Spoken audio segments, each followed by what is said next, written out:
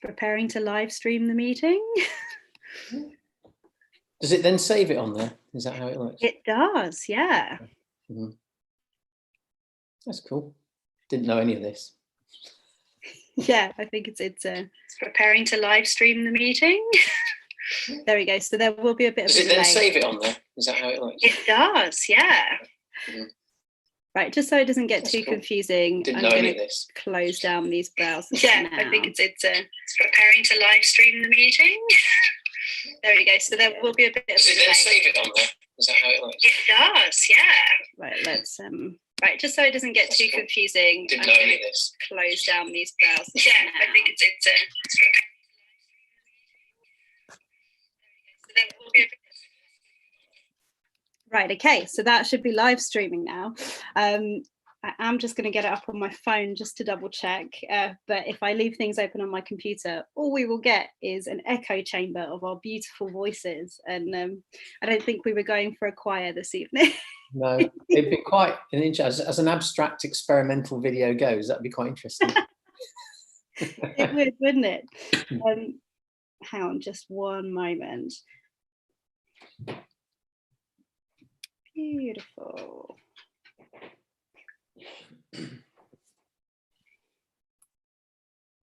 Okay. So just to welcome everyone along. My name is Gemma. I am the driving force behind Unfamiliars, which is a zine, a small publishing house, and a multi-platform events organizer for artists and creatives who want to experiment, make new work. And often we will put call outs that apply to a particular theme. So the theme at the moment that we've just finished our call out for, but I guess if you were very quick and you wanted to send us a little email at unfamiliars.zine@gmail.com, we would still potentially be able to squeeze you in, is on being alone. Sorry, I'm just double checking on my phone that we are still live, so that's fine. It's the paranoia of the event organizer. Okay, so that echo chamber is now done with. Andy Darbyshire, who is the lovely other face on our Zoom meeting today, is a regular contributor to the zine. He's contributed a number of times, and we will talk about some of the past projects, but the latest beautiful submission that he's put in, I'm going to pronounce this wrong, is Je la Chasse. Perfect. Yeah. Fantastic, which we've accepted for this edition, where will also be some stills and hopefully some more information from Andy in the printed zine as well. But we're actually going to be premiering on our Unfamiliars YouTube channel straight after this at 8 p.m. that beautiful film that he's made for this particular theme. So I'm excited about that. I've got my glass of wine at the ready. So this is just going to be quite an informal chat. I wanted to take the chance, because we've worked with so many amazing artists over the course of Unfamiliars since it got founded at the end of 2017. I really wanted to revisit some of the people that we'd worked with, especially now we're emerging out of this lockdown and back into the real world. And that's part of why we chose the theme on being alone as well, because I think there's been a lot of alone time and a lot of isolation, and that's not necessarily been a bad thing. It's actually been quite productive for some artists, but others have really struggled. So it's nice to give people a kind of chance to talk about their practice at this point where maybe some changes have happened. So really, I think the best thing to do, given that these talks will be themed around titles from our previous and current editions, is start on beginnings. And I'd like to ask you, Andy, how you started and where you feel like you started being creative. Sorry, in what way? I mean, is it something that was natural to you as a child, or like where do you feel like you really began to? Oh, I mean, I've always loved films, and it was mostly cinema. And I did a film degree a few years ago. And part of that was you could do, there was an experimental film module, and I did something for that. But I always felt at the end of that, you know, I did the degree, and we also made a documentary at some point. We made a fiction piece, all of these things. But it was the experimental stuff, I think, where I felt it was unfinished business, and there was so much I didn't know that I wanted to find out. So I was lucky enough to get onto the MA at Ipswich in art. It was art, but you brought along whatever you wanted to. And I started to study all the other arts, but my main thing was films. So somehow, somewhere very early on in there, I was already interested in Greek mythology because of a holiday we went on, and we'd spotted some Greek mythological statues and paintings, and it was Pauline explained them to me. She knew what they were, and I was, in some cases, astonished, in other cases, actually quite horrified as to the nature of so many Greek myths. And I started to look more deeply into that when I started on the masters, and I used that as the initial basis. So, for example, the film Echo, the first one, which that was one of a series of films that were based on Greek myths. But it was about, I was looking at A, the Greek myth, B, the actual different art interpretations of that myth through history. So, you know, you'd have Rembrandt do something, Klimt, various people, and the resultant impact on society. Echo and Narcissus. Echo's is about Narcissus, and how at the time I was making that, there's a lot of talk about narcissistic behavior, social media, all these things. And I was quite intrigued by that and how that all fitted together. And also by the fact that in Greek mythology, certainly in the art that I was seeing and the things people were saying, they always talked about, it was usually about a man and a woman. And the story was generally about the man, very patriarchal from Greek mythology, I think. And I noticed that the name Echo didn't really come into the story of Narcissus when you read it. It was there, but it wasn't. So I always chose the female character as the main person as the name of the film. So, and has that been a theme generally in your filmmaking the entire time? Because I know it's definitely been a theme with the films that we've shown with the Unfamiliars, but did that extend out into most of your filmmaking career? I think so, in that most of them, like the Witches one, I mean, one, Pauline was there and she was interested in performing because when I first started the MA, they had the Spill Festival running. And we went to the Spill Festival and we're both astonished at the people who were standing there, you know, a few feet away from you, performing their hearts out. We just thought, you know, if I'm going to make films, we need people, you know, so people you trust who you can then work with and create this new art. But yes, most of it is very much from, I think, a female point of view. I think there's actually a very strong feminine perspective in the work, which is why I should point out at this point that Pauline is your other half, and features very heavily in your films, which is kind of wonderful. So it feels like, I mean, especially because the first time we engaged with each other was on the theme on friends and family. So I really like the fact that she's so integrated into your work, and it makes a lot of sense. And I guess especially during lockdown as well, it's been easier for you to make work with an already trusted, established way of doing things because you've relied on each other creatively, which is wonderful. Sorry, you were saying something, and I no, that's it. You're quite right. And with Echo, for example, I wanted to name it after the female side, but there's this, with the things I've done with Pauline, there's very often this sort of doppelganger effect. She's there playing duplicate roles. And I guess that's partly where the masks come in.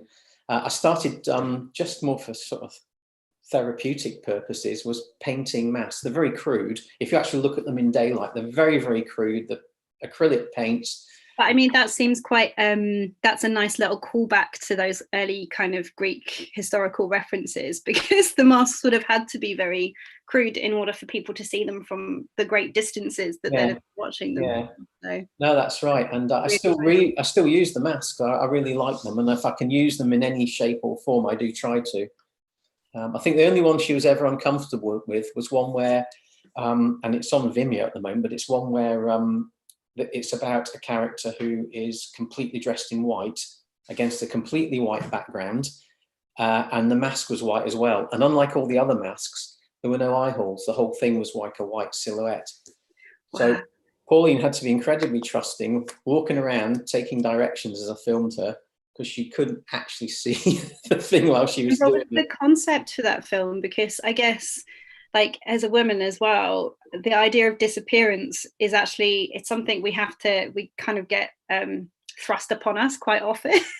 Yeah. So disappearance and performing disappearance can be something that feels quite that women especially can react quite powerfully to, or female identifying performers. Yeah. No, that's yeah, I think that's very true. We just wanted it as part of the MA, but it did expand beyond that, was looking at how, as an older couple and trying to represent Pauline in various roles, how as you get older, the concept of becoming invisible, you start to become invisible to others. So we kind of wanted to, and I'm not sure we ever completed this idea, but sort of having done films that very much relate to objectification, how does that tie in with suddenly finding you're not the subject of objectification, you're the subject of being invisible, as it were?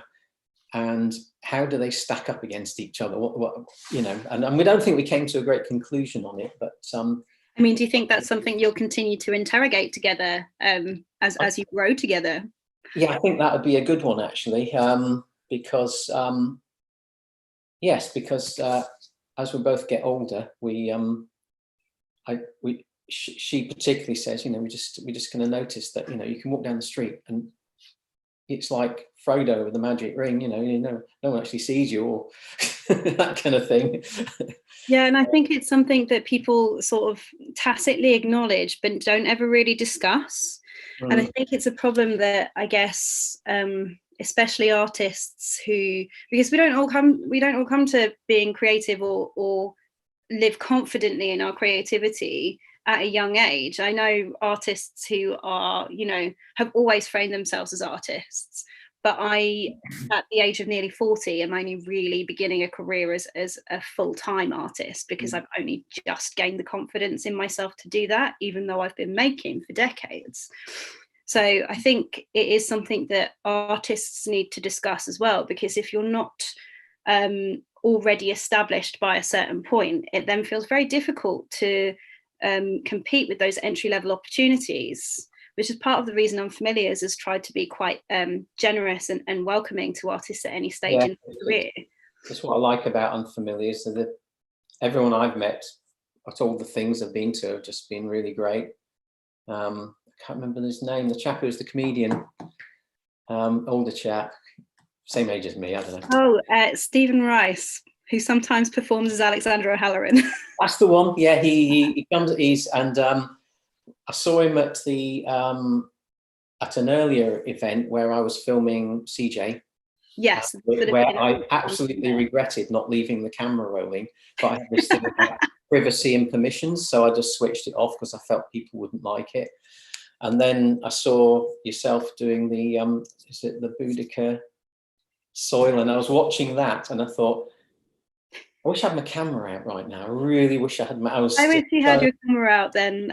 I think, again, Unfamiliars has been quite a steep learning curve. So there have definitely been things, but maybe that kind of recording the events, it wasn't necessarily something that had been built into it from the beginning. But I think especially, you know, everyone's had a chance sat indoors to reflect on their practice. It has been a bit of a shame that there hasn't been a better record of all of those things. So I think building that documentation in is something that I'm really keen to do moving forward. Yeah. But I do think most artists are usually like, no, definitely point the camera at my practice. It's just when it comes to pointing the camera at them personally, they can get a bit like, oh, no, don't look at me now. Yeah. No, he came up and said, oh, did you record it? Did you record it? Can I have a copy? And I thought, no, I was all switched off by then. Oh, we'll have to get him to do it again. It's like, we'll get a special performance. I remember meeting him in the bar at it was, can't remember what bar it was. It was one in Colchester where we did the On Friends and Family that one. would have been the odd one out. Yeah, and I chatted to him and a whole bunch of people who I'd only sort of seen in passing at the previous time, and that I really enjoyed that. That was absolutely great. So.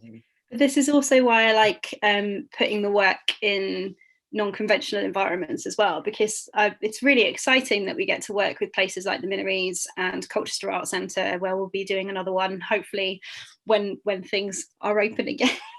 Yeah. And also hopefully at First Sight at some point in the future, because they did approach us a while ago and I just need to chase it up.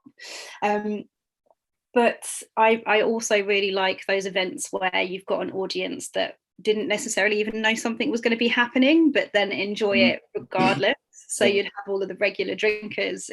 The audio was really good for that, actually, because we threw the doors open, didn't we? So had all of the regular punters just like, oh, what's going on here? I quite like when art lands in an environment that is not used to it, but will still accept it. I think that's really... I like that idea as well, because you're just in the same when we went to the place in Manningtree, the cafe, and cafe and bakery type place, I think it was. That was a lot of fun as well. So while we're going down this road on kind of reminiscing about past unfamiliars, one of our themes, and I really want to talk to all of my artists about this, actually, so that's a warning to all you other artists I'm going to collar for these talks. One of our themes has been on forgetting, and another one has been on failures.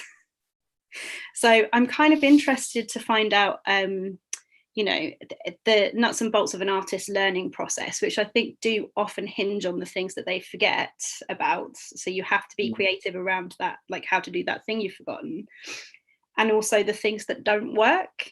Have you got any of those kind of lurking in the cupboard that you think you'd be happy to share? Absolutely. On forgetting things, unless I actually keep filming, and I haven't been, then I have to really make an effort to remember those things. For example, editing together the Je la Chasse was probably the most difficult thing I've had to do, because it was two separate sets of images. I had to add the subtitles, and I had to add obviously I wrote it in English, but Pauline, who taught French, she lived in France, she did a French degree all those years ago, she's the one who translated it for me. And then I recorded her saying it. So all of my pieces come as a big jigsaw of sound effects, audio. I never record the audio at the same time, the images, and then I decide on the color. And there's some point very early on in the editing process, I'll look at this huge jigsaw of stuff and I think, what on earth am I supposed to do now? And I usually have to go back through old notes from university and such like and say, let's try this, The other thing, I guess, on failures, I think the video's not too bad. It's fairly forgiving if you suddenly find you've stick it what you've watched on a small screen while you're videoing it, and then you're watching it on a big screen. When you're editing it, you think, that's out of focus. You can just about get away with that. What you can't get away with is bad sound, and I've had a few notable failures there. Once at uni, we were on a project where we were recording people who were supposedly in like a cafe or something, and they were sat next to a vending machine as we recorded them. And I don't know if you know the concept of shot reverse, where you record one person's stuff first, and then you go to the other character of the two and record their stuff, and then you cut it together. They're having a conversation. Well, for person A, this vending machine, which was refrigerated, was going full blast, making a noise. And for the other person, the thermostat had kicked in and it switched off. So when you edit it together and the two characters are talking, it went loud, nothing, loud, nothing. And the only way around it was to take the sound of the machine and put it over the whole thing, which kind of ruined it in a way. But, so in retrospect, is that something you would fix differently now? It sounds like that's something you've learned an awful lot from. Yeah, generally speaking, with the experimental stuff, I tend to, once again, I don't record the audio then and there. So Pauline's voice or the sound effects of the fire in Cutty Sark, they're all recorded separately at separate times. And so I don't necessarily have that problem there. Yeah, and I think with the films that you've shared with us, certainly there's been a world building element that I think building a specific soundscape for can really actually help. Yeah. Perhaps the ambient sound wouldn't be enough to transport you to those places that you're taking us to. So yeah, no, I prefer it that way. Notable failures is that for several of the films I've made, when you edit them, you create a big project and you edit it and then you export it and you've got your film. That's what you hand out to unfamiliars or wherever it's going. Yep. And for 2 particular films that I have, I've lost the original project and only back them up on a hard drive. Oh no. So I have the film, but if ever I want it, and one in particular I'd love to re-edit, I really would. What do you edit in? I use Final Cut Pro. Okay. At uni, they used Avid, but I've got a MacBook and it just seemed the right thing to do once I was doing my own thing. Yeah, so I have been using, so I've been making more films recently as well. And I've been using iMovie because I like to use things that are as free as possible and as simple as possible.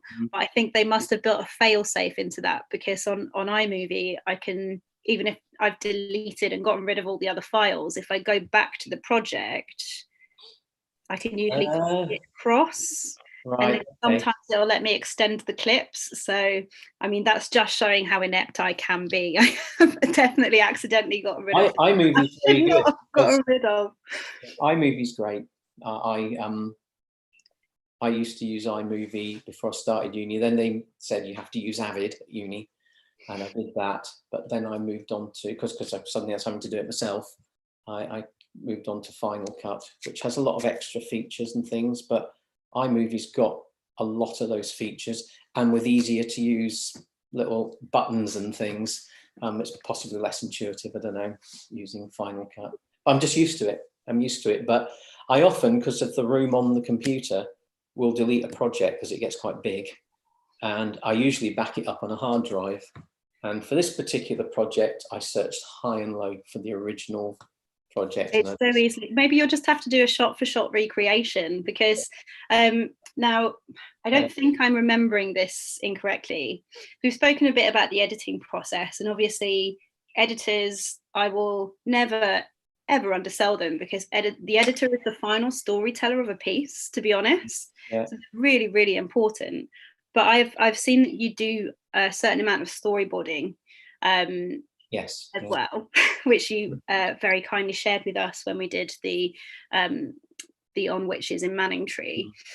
How much changes between that storyboarding and the editing process, or is it something that you keep very tight to? Is the story already there? The stories, I mean, what I try and do is stop it being a story for abstract stuff, because you kind of want it just to be this something you hang on a wall, you know. But I've always failed to do that. There always seems to be a beginning, it tells a story and it ends, and I've tried hard not to do that.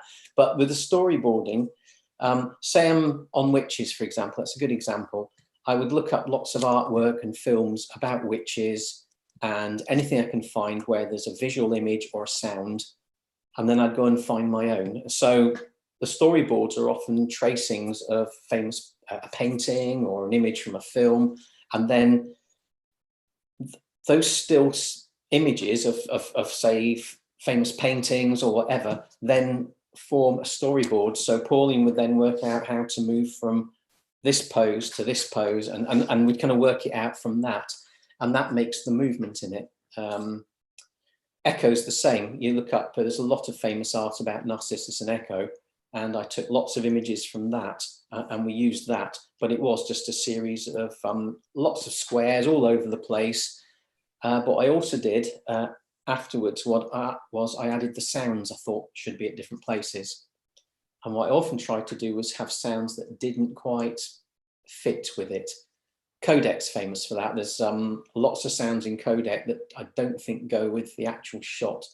Well, yeah, like even just the opening where the birdsong is so loud, and that's really, you know, it's a really good record of that time in history as well, because how many people were just talking about how loudly the birds were singing. But it's true, it's a good observation, and it's really jarring against the imagery there, to have that be just so prominent.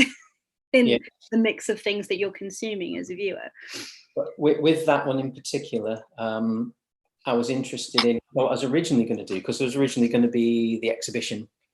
The original idea was I was going to, they were all still images, and for each of the 4 images, I had 5 different color grades, I think it was, went from black and white through to one color, through to soft focus, through to like this cartoony thing, through to blood red. And I did all 5 for each of the 4 images, and I was going to have them as big prints. I think I remember mentioning it at the time.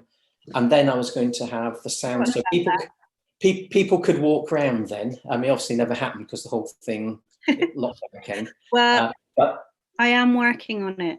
That's okay. So under the radar. I would like to find a space for that exhibition, because there were artists who were ready to go pretty much. Oh, yeah. So anyway, I wanted to do all these pictures, and I wanted to do all the, the captions I threw across the top as separate things around, and I wanted a soundscape, and people could just walk around. And the idea was that if the artist has thrown in some sort of, because I'm really into form, when I say, the form of this painting, the form of that movie, and that gets, codec is coding and decoding. Me coding the images with what I think they mean.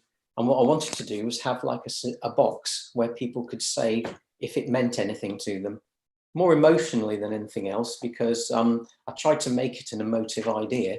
And I just wanted to know what are people feeling when they come and look at that. I mean, maybe that's something that we can ask people to start to do in the comments, because I have made a playlist of all of your previous I saw commissions on our YouTube channel. So that would be a place that could be started. But do you think that, so I have 2 questions leading from this. The first one is that, do you think that now we're emerging out of lockdown, that kind of more immersive experience is what you will be looking for when you're presenting your work, or was that just a standalone? I particularly like the idea of an immersive experience, particularly if it's because it's usually film. That's what I've been doing when I did the MA and all of that stuff. And just to try something that's paintings, you can hear that soundscape, but the sounds are with each picture at the moment. They play throughout the whole thing, and just to see if it has an impact. Because once again, it was part of the research I did on the MA, was looking at, if you present something as an artist, you then lose control of it on how people think of it as a spectator. They come and look at it as an audience, and they will take away their own point of view. No matter what you stick in a caption underneath, this is about whatever, they'll go away and say, well, either I liked it or I didn't. I think it's actually about this. This is how it makes me feel, that kind of thing. And I do think if people are presented with something that seems like a still image, there's kind of more openness.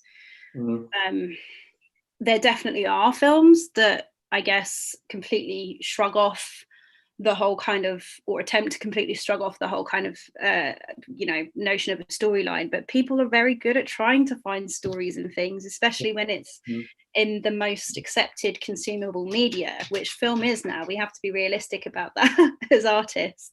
The reason it's useful is because people are so used to watching it, because most of our content appears to us like that.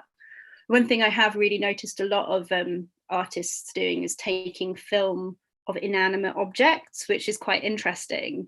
It'd be fun to see when that begins to start feeding back into performers' work. And I guess maybe especially because you have these movement points that you're saying that Pauline hits. I kind of like the idea of having to try and make her be inanimate in a film. But sorry, Pauline. With the storyboards, I mean, we just we say, oh, so that's the character sitting. This is a painting of the same character in mythology, say, standing, moving, lying down, whatever. How do we move through that? And we swap them all around and all of that sort of stuff. So yeah, there's a collaging effect to it. It is very much so. It's part of the jigsaw of the sound, and I love layering stuff if I can. I managed it very well, I think, with the witches one. Absolutely, yeah. Not so much with others. It hasn't quite been as successful, but I do like that. But it feels like you're building quite a distinctive palimpsest when you're doing that. So you do have that kind of undertone of, if not a story, an idea, but then also the weight of those kind of building images, collage shots, and the soundscape as well. So what's quite nice is it feels like you're ordering layers of material, where people might look at the soundscape as secondary, or look at the grading as secondary to something. You're kind of privileging it all at the same level, which I really enjoy, and I think it does make it seem fresher than just being like, oh well, you know, it should be this sort of color, but I'm not really going to think about the grading too much because it's not as important. Like, I hate that. So my other question stemming off from that conversation was going to be about your kind of influences, because you've mentioned a few times, you know, the mythology and the paintings, but who would you say are your creative family, I guess? Like, if you were sat around a table with all of the people that had fed into your work and were feeding them a big roast dinner in return, who would be there? What would those things be? Interesting enough, I have, and this is on somewhere on the website. Let's make sure I've got them right. Yes. When I was doing the degree, and I went to see an exhibition at St Paul's of this person, Bill Viola is the grand master of slow motion videos. He uses imagery mostly from religious art, hence St Paul's, and his slow motion goes a million times slower than mine. It looks like you're watching a still on a huge screen, and then you realise it is moving. But he's got something at St Paul's called Mary, and it's obviously it's religious. It's about Mary, but it is about different interpretations of Mary, as far as I understand, in different religions around the world. And so it's an extraordinary piece if you can find yourself in St Paul's without having to pay whatever. I mean, I think they're hoping that a lot of people will find themselves there. So this is a good time to plug that, actually. So I don't know if he's got anything else in this part of the world, but that's one definitely worth going to see. He has another piece, I can't remember what it's called now, both at the end of the gallery. And what's interesting about that one is it's silent. It's a silent piece, but there is absolutely a soundscape to it, because when you're stood there in St Paul's watching this thing, you can sometimes hear a choir. You can hear the echoes of voices or the church organ. There is absolutely noise going on, and it just seems to go, you know, absolutely brilliant. So yeah, I really like Bill Viola's work. A lot of my, when I was doing the art stuff, looking at artists who painted mythology, Gustav Klimt was very big on painting mythology, and he's got all the bright golds and all of that. And in case you haven't noticed, I'm quite fond of bright, overpowering colours in my so, and some of his paintings particularly. I went to visit family in Vienna 2 or 3 years ago now, and we went to lucky enough to go to a Gustav Klimt exhibition, and it was all about his work with mythology at the time when he was around. Who else? Maya Deren, the great feminist filmmaker of 40s and 50s. If you watch when you watch the Je la Chasse, at the very end, Pauline is pressed up against a patio window, and you can see the reflection of the trees. If you watch the famous Meshes of the Afternoon, there's a famous scene of her looking through a window with the reflections from outside the window on it, and that was kind of where I was trying to include stuff that was both from art and film in that, particularly French New Wave. I was trying to include some of that in there.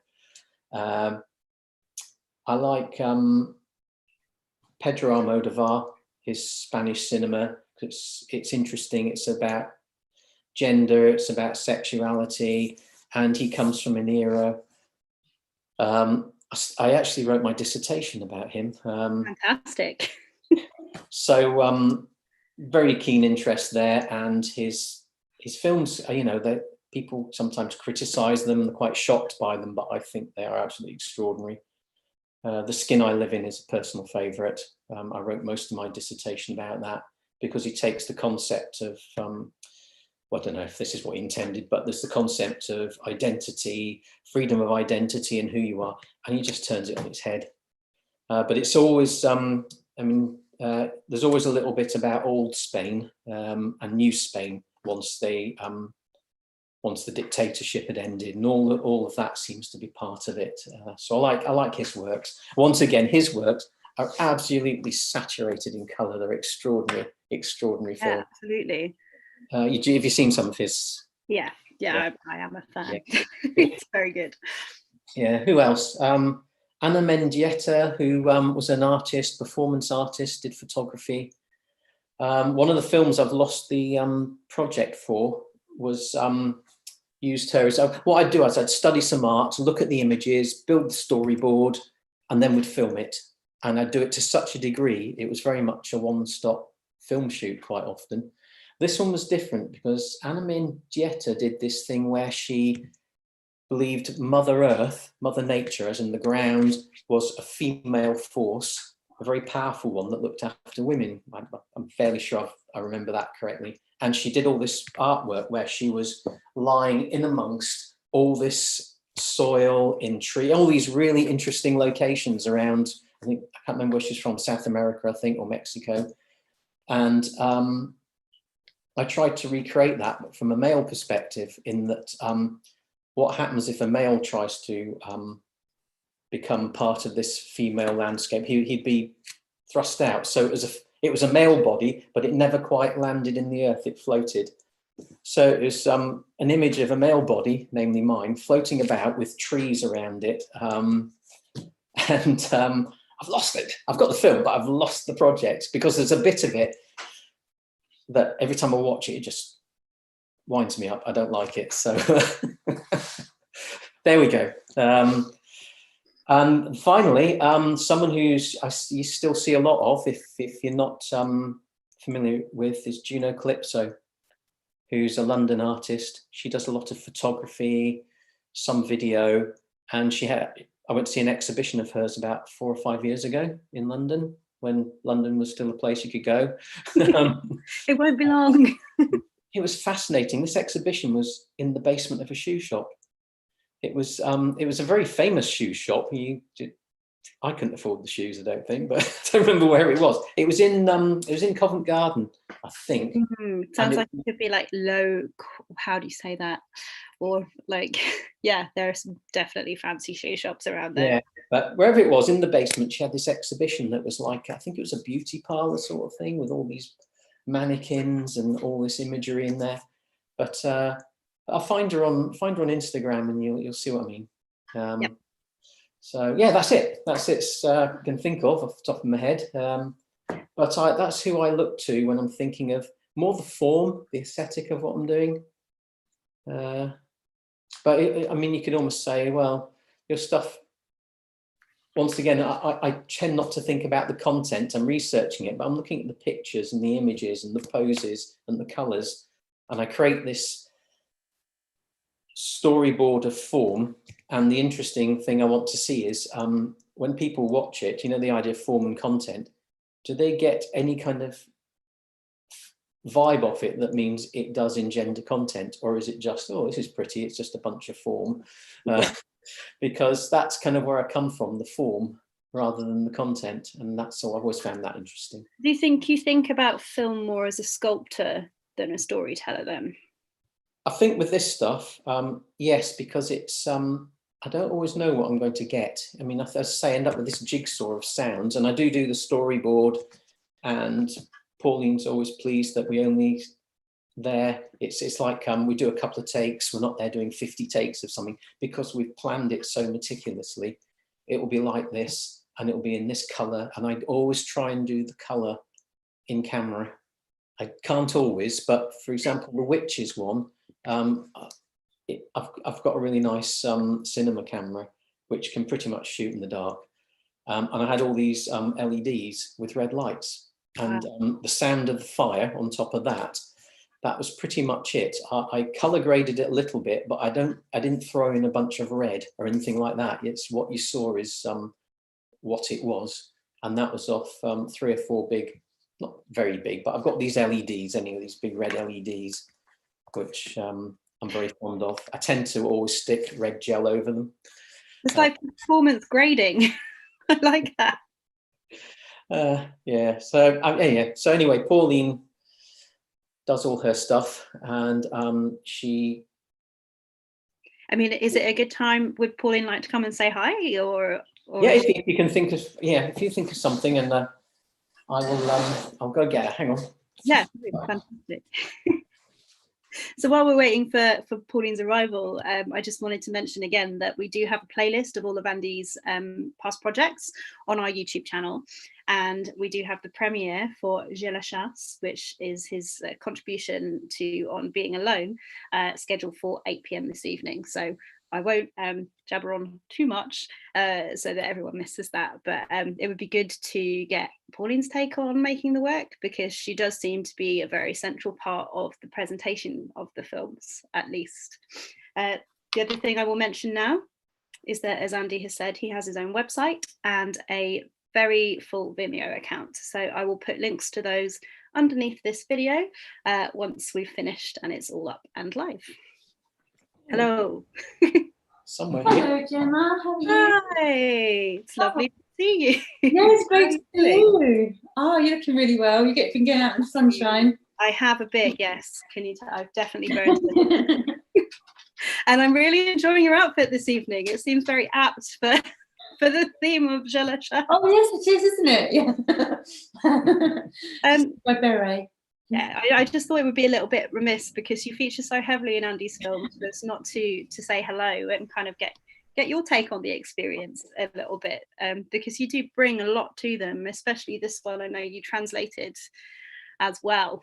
So yes, well, Andy's a great director to work for. He's very very encouraging, and he has great ideas. So no, I really enjoyed doing it and taking part in the film. So, if there are any other budding actors out there that fancy being on screen, I'm sure Andy would be glad to have someone else to work with at some point. But no, it was a lot of fun, and yeah, he just knows how to get the best out of people, really. And the movement work, is that something that you came to, because I know by trade you were a teacher for quite a long time, but had you trained in movement beforehand, or is it something that you came to a little bit later on?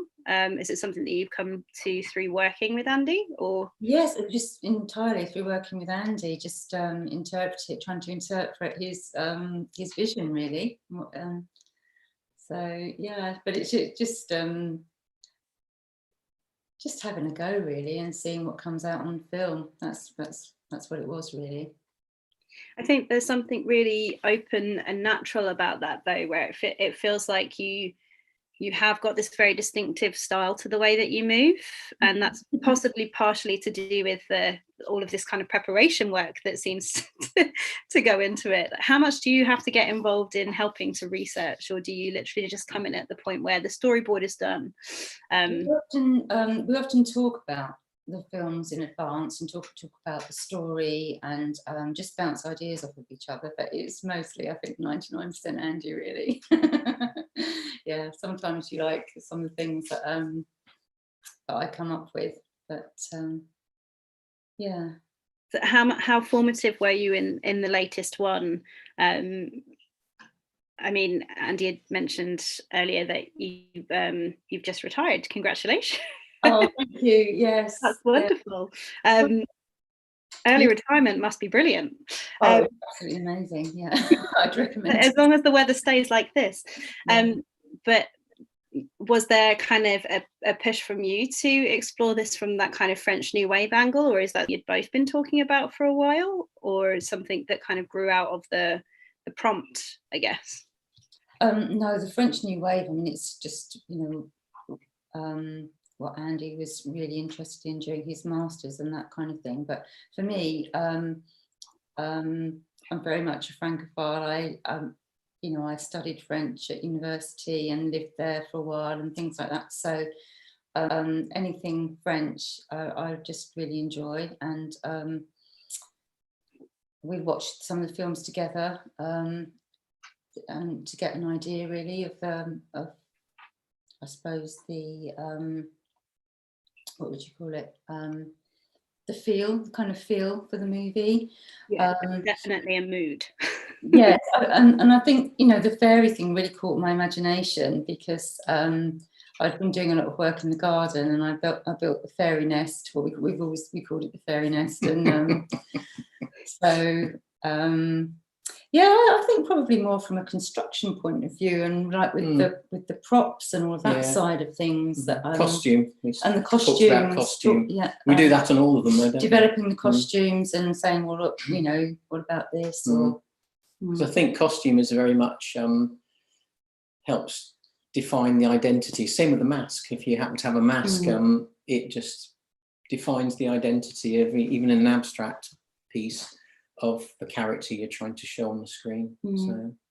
And I do think that collaboration there between you gives this kind of overarching sense of style across all of the work that you're making together, which is really lovely, because some of these stories have been like really ancient, and some of them are coming entirely from your imagination in response to current themes and times, but there's still this kind of overarching sense of style that comes through all of them. And I'm sure a lot of that is kind of the final arrangement of everything, but I think it is also that special kind of spark that you obviously get from working together, which is just a joy to see. Oh, thank you. No, I think, you know, when you know someone really well, and Andy is very gentle, he's very easy to work with, so yeah, I think that helps, doesn't it, to get the best out of people, really. I never feel that I'm not doing a good job. You know, he's always really encouraging, and I think that helps with your confidence when you're acting. So yeah, I think it's really, really beautiful work, and you can tell that you're sort of in your element doing it, which is lovely. I think I will relinquish you now and just hog a little bit more of Andy's time, but thank you so much for appearing on camera for us, and I will leave you to the rest of your evening. I hope you have a nice glass of fresh French wine to go with the. Oh, you can open the bottle. For yeah, the I will. I'll open a bottle. It's 8 o'clock. Yeah, it's definitely getting towards time to do that. Thank you. I understand I put you on the spot a little bit there by falling in. So thank you. No, that's I think that was a good idea. I do think that your collaboration is so powerful. Like, you really get that sense of how comfortable you are working together and how comfortable you are taking risks together. That really shines through all of the work. So yeah, it's just good to invite her in for a short for a short hot seat session. So I guess the final thing to talk about really is what happens next. What happens now? You're very good at getting submissions in really early. It's interesting that, because the Witches one we made when we saw the On Witches call. Interestingly enough, the one for Being Alone was already, it wasn't finished, but it was pretty close, because at one point, and then lockdown came, you're going to do one called On Magic. Yes. and that was originally planned for On Magic. So I said, when you said On Being Alone, I was talking to Pauline saying, what should we do? And she said, we've already got one, you've almost finished it. And I sort of said, no, that's for On Magic. And she said, I think you'll find it fits. It's about someone who's on their own. So I rewatched it and I thought, okay, so I thought I'd put it forward. But yeah, that's why that one came out so quickly, because it took me ages to do it, especially the editing. And you write it in English, Pauline translates it, we record the audio in French, and then I've got to doing subtitles is so hard. It takes forever to try and get the timing right. It really was the hardest part of that one. But yeah. But next, just getting them to look right. I play with subtitles a lot in my work. And again, obviously, I'm just using free software, but there have definitely been points where I've put a video up on YouTube and gone, oh no, half of the subtitle is like below the frame. How did this happen? Subtitling is actually very difficult to get right. Yeah. With regard to what's next, it's just when a topic comes up, well, we go away and we have a think about it and we try and work out something we can do for it. And I'm always watching out for competitions as well. Things like, I don't know, I haven't really found anything, but things like story competitions, screenwriting competitions. I've written mostly in the past, the stories, but I've been revamping some of them, and screenplays I've worked on which never saw the light of day, probably for good reason, I don't know. I think this has been a really good time to really take stock of, you know, our practice as creative people, as artists, and sit back and go, right, this is everything that was kind of in the to-do pile. Yeah. This is everything in the discard pile. Like, what happens if I turn it over again? How do I get some of these things done? So I really hope that people do use Unfamiliars as a way of getting those things out into the world, or making a start on those things. I'm always very excited to see the latest What's the Theme, because I really like putting something in. And the Fireside one, I was pleased to get a story in there of all things. Absolutely did. Yeah, I was quite surprised by that, because it was, when I was reading it, it was like I was reading it as if it was something someone else wrote, because it's so long ago. And I tried to polish it a little bit because I wasn't hugely happy with it, but I thought it kind of fits in with the sort of telling a bedtime story theme. And it just intrigued me that I'd written it, because it was hard to believe I'd actually written that at some point. So has that encouraged you to dig more into that writing practice? Yes, written submissions? I think so. Yeah, no, absolutely. If it, you know, I couldn't see anything on Being Alone. I did have a look, but yeah, I do absolutely. Yeah, because I think revisiting some of those stories, it's just another medium that at some point I've tried, and it was, once again, it's unfinished business. So my filmmaking will always be unfinished business. That's fantastic. Unfinished business. Yeah. Sorry, you were saying?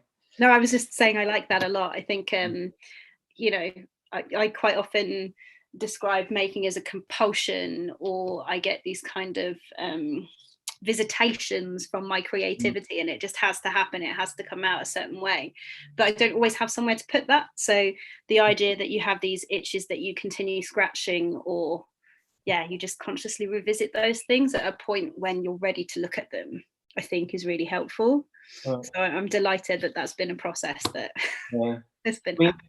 Regards to other things that are next, the reason I came into the Unfamiliars was through CJ, because I came to film her live, and we'd always planned to make a film of some of her poetry.